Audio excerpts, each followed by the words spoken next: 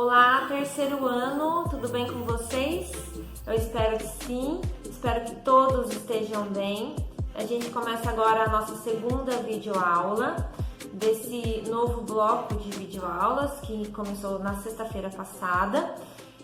Gostaria que vocês pegassem a apostila 12, frente B, e colocassem no capítulo 3, cujo título é Ideias Evolucionistas e a Teoria Moderna da Evolução. Ou seja, para quem assistiu as lives e assistiu a videoaula da sexta-feira passada, já entendeu que mudamos completamente de assunto. Não completamente, porque eu ainda vou citar a genética ao longo dessa apostila, porém saímos do estudo de genética. Então ficamos, gente, mais ou menos 1 mês e meio estudando genética, um assunto super interessante, super importante para o entendimento de vários conteúdos dentro da biologia, mas difícil, né? E requer uma atenção e uma dedicação, tá? Então agora a gente inicia um novo assunto, que é evolução. Quando a gente fala sobre evolução, aliás, toda vez que a gente inicia um novo assunto na biologia, a ideia é saber o que é esse assunto, o que essa área estuda, qual é o objetivo. Então, gente, falar sobre evolução é tentar reunir fatores, explicações que demonstram todos os acontecimentos e os movimentos ao longo da história biológica da Terra que expliquem essa nossa enorme biodiversidade de hoje. Lá no primeiro ano, vocês estudaram a origem da vida. Até a apostila de vocês traz 2 capítulos, tá? Sobre isso, origem da vida e os experimentos, as hipóteses, inclusive um material muito bom, muito explicativo, muito direto. Então, como que a gente pode explicar o surgimento de tantas espécies, né? O agrupamento em reinos? Então, para quem se lembra um pouquinho, sabe que várias hipóteses foram levantadas para dar uma explicação, uma tentativa de explicação sobre qual foi o primeiro ser vivo. Então, veja bem, o que aconteceu ao longo da história que causou essa variabilidade? Então, é a evolução que estuda isso, tá? Acontece que até meados do século XIX não existia essa área, esse campo de estudo, evolução. E a explicação para essa biodiversidade era o criacionismo. Também já estudamos isso e vocês também estudam essa corrente, essa filosofia, em uma outra disciplina. Criacionismo significa ou indica que existe um ser criador de todos os seres vivos na Terra e que, além de criar, mantém a vida na Terra, tá? Então faz parte da ideia de uma criação divina. Até metade do século XIX, mais ou menos, não tinha um cientista que arriscasse a dizer algo contra. Na verdade, sempre existiu, mas assim, não publicamente, né?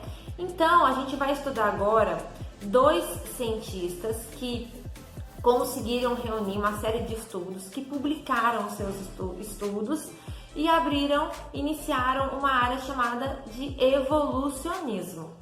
O evolucionismo, ele é uma linha que não fala sobre nenhum ser criador e mantenedor de nada e fala que fatores presentes no meio ambiente causam evolução, geração de novas espécies, tá? E variabilidade. Então, a gente estuda aqui o evolucionismo. Sobre evolucionismo ou evolução sempre traz a ideia de adaptação.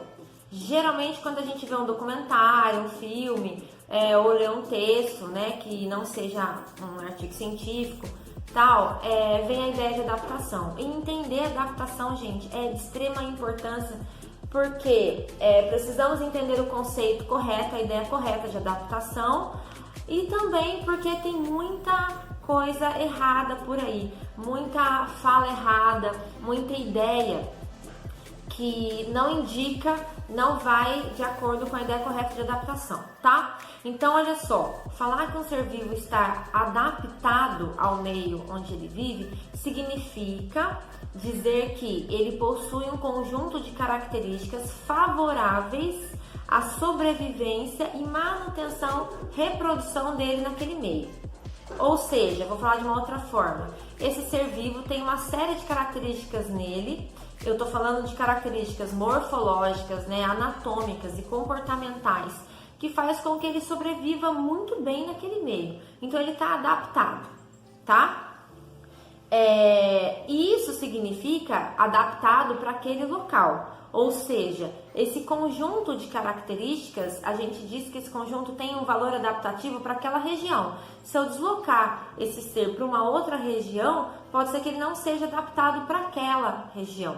Então a adaptação, ela remete muito ao ambiente local, tá certo? Bom, agora a gente entra nas principais ideias evolucionistas. E o primeiro cientista evolucionista que a gente estuda é o Lamarck. Gente, o Lamarck, ele elaborou algumas teorias que hoje a gente comprova, observa que são teorias erradas, ou seja, são teorias que não se comprovam, né? Elas não acontecem. Porém, por que a gente estuda o Lamarck? Tá? Se o que ele falou não está de acordo? Porque ele foi o primeiro a falar sobre evolução. Então ele abriu esse campo. Para a época, ele foi muito bem aceito, mas na sequência veio outros cientistas, na verdade um grupo, que já pegou o que o Lamarck falou e derrubou. Porém, o Lamarck, como eu já disse aqui, né, ele abriu uma área. Então, para que esse outro grupo também consiga estudar e observar o meio, a teoria do Lamarck foi super importante, tá bom? Então, olha só, o Lamarck, em 1809, conseguiu publicar as suas ideias. E aí, essas ideias foram chamadas de lamarquismo. O que o Lamarck dizia? A gente vai ver aqui duas principais ideias. Ele falava sobre a lei do uso e desuso e falava sobre a lei da transmissão de caracteres adquiridos. Gente, lei do uso e desuso, o que o Lamarck quis dizer? Ele falava o seguinte, que essa biodiversidade que a gente enxerga no meio tem a ver com o uso de algumas estruturas que vão se tornando maiores e mais funcionais, e o desuso de algumas estruturas vão provocando uma atrofia, então vão desaparecendo, tá? Então esse uso e desuso vai modificando o corpo ao longo do tempo. E a segunda lei é a lei da transmissão dos caracteres adquiridos. Significa que aquilo que ele usa, a espécie, né? Aquilo que a espécie usa muito ou deixa de usar, vai sendo transmitida para as próximas gerações.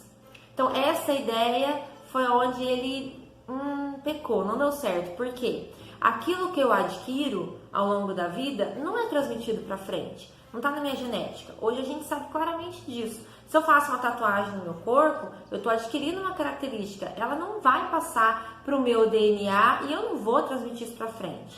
Estou fazendo um exemplo bem simples de entender.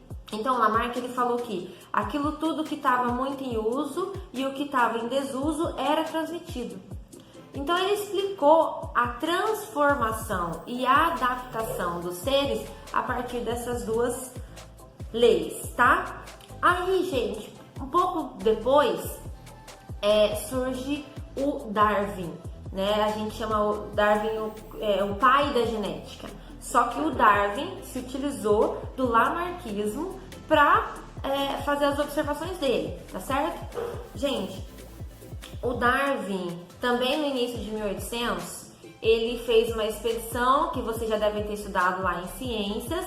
Essa expedição ao redor do mundo, então ele visitou muitos lugares, continentes, visitou praias e ilhas. Isso durou 5 anos.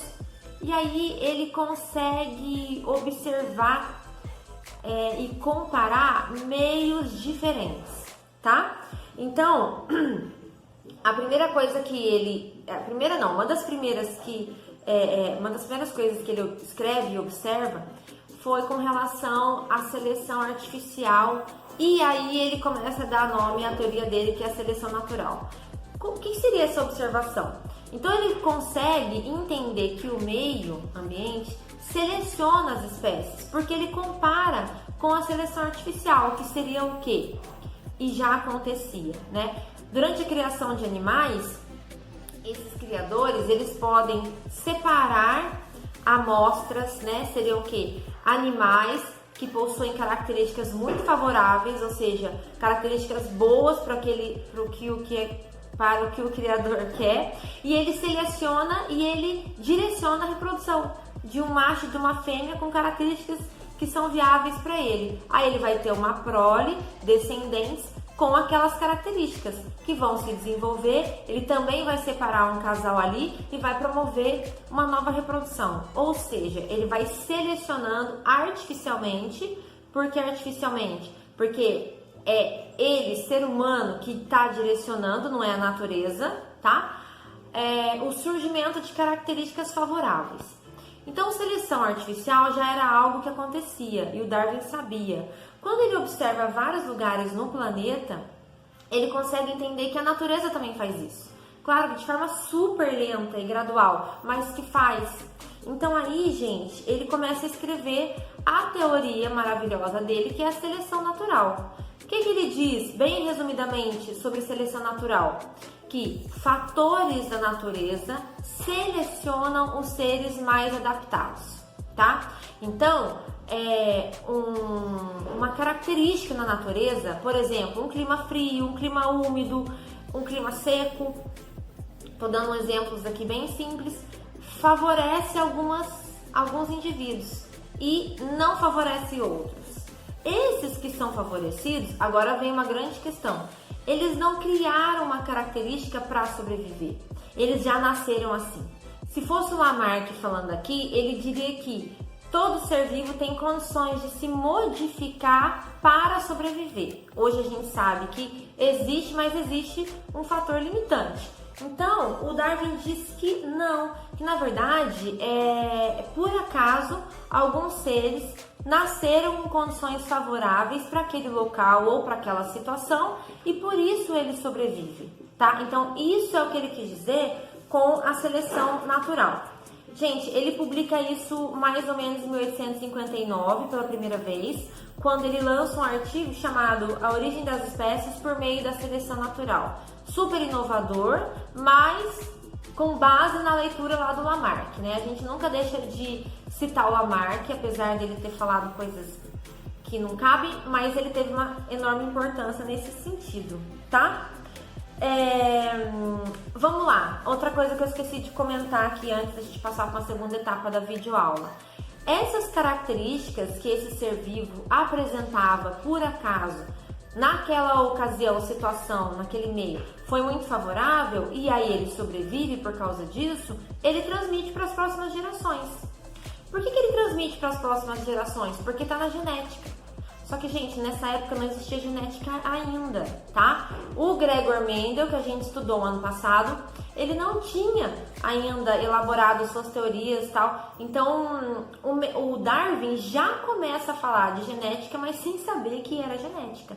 Quando ele fala que o ser nasce com essas características, às vezes elas podem ser favoráveis para aquela ocasião, seleção natural. E aí ele se mantém, reproduz e transmite, ele já está falando sobre genética, tá bom?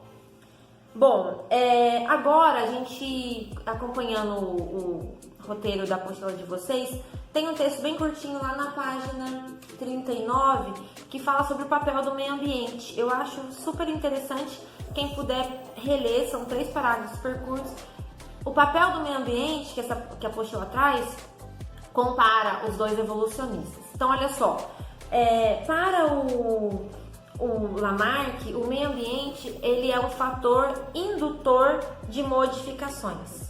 Então, o que é isso? O meio ambiente ele apresenta um fator e o ser vivo começa a se modificar para sobreviver, tá? Para o Darwin, não. Para o Darwin, o meio ambiente é um fator selecionador de seres vivos, ou seja, o ambiente apresenta uma característica e essa característica seleciona quem consegue sobreviver e quem não consegue. Gente, esse ponto é de extrema importância, uma pena que o nosso tempo aqui é curto, porém eu sugiro que vocês façam a leitura desse texto lá da página 39. O título é O Papel do Meio Ambiente. Tá certo? Bom, para fechar, a gente entra agora na teoria moderna da evolução. Então o nome já diz, teoria moderna, ou seja, atual. O que mudou a partir disso que o Darwin publicou lá no final de 1800? Bom, a genética nasceu, né, como eu disse, muitas novas áreas dentro da ciência também surgiram. Hoje em dia, quando a gente fala em evolução, a gente fala em teoria moderna da evolução ou teoria sintética da evolução ou neodarwinismo. Gente, são 3 termos para a mesma coisa. O neodarwinismo procurou explicar algo que o Darwin não explicou, que foi o quê? Por que os seres são diferentes? O Darwin só afirmou, até porque não existia genética, né? Eu já falei isso algumas vezes aqui. Então o Darwin só disse, olha, todos os seres são diferentes entre si, não tem um ser igual ao outro e eles nascem diferentes. O Darwin só afirmou. O neodarwinismo explica com base na genética. Por que os seres são diferentes? E isso promove depois a variabilidade a partir da seleção natural. Então, tem 2 situações que nós já estudamos agora em genética, que são as mutações nos genes, né? E a recombinação gênica, que foi a nossa última aula, agora aqui com a videoaula da semana passada. Lá eu expliquei o crossing over na meiose, tá certo? Então, mutações e recombinação gênica são 2 fatores genéticos que promovem variabilidade genética. E é por causa disso que nenhum ser é semelhante geneticamente ao outro, o que o Darwin não conseguiu falar, tá?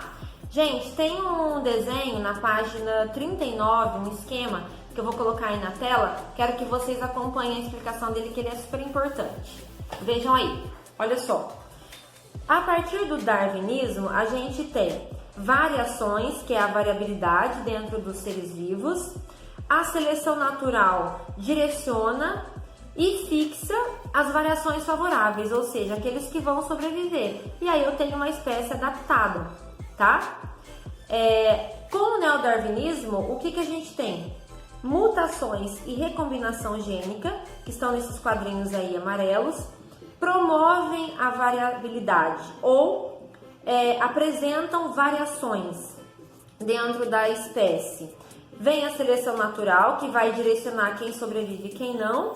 Novamente, fixa as variações favoráveis. E aí, a partir disso, eu tenho uma espécie adaptada no meio com aquelas variações favoráveis, tá? Então, essa é a diferença entre darwinismo e neodarwinismo. Para encerrar, eu quero que vocês coloquem na página 32 e vejam um esquema aí, que é um esquema que, gente, isso cai muito em vestibular, caiu no Enem diversas vezes. Fala sobre a seleção de espécies resistentes a agentes químicos. Até agora eu falei de fatores ambientais e tudo mais. Agora, uma substância química, ela também vai promover uma seleção natural. E nesse caso aqui, algo que é negativo. Vejam aí na tela esse exemplo. Olha só, eu tenho na primeira amostra em cima, no primeiro círculo, uma série de moscas e eu tenho uma aplicação de inseticida. Aqui eu tenho a entrada de uma substância química. Como nenhum ser vivo é idêntico ao outro, eu posso ter, de repente, dentro dessa amostra aqui, seres que já são resistentes. Gente, seres que já são resistentes, eles já nasceram resistentes, por acaso eles são, tá? Quando eu lanço inseticida, o que eu faço ali? Todos vão receber aquela química. Aqueles que não são resistentes, eles vão morrer imediatamente, tá? Ou vão demorar um pouquinho, mas eles não vão sobreviver. Os que são resistentes, eles vão sobreviver.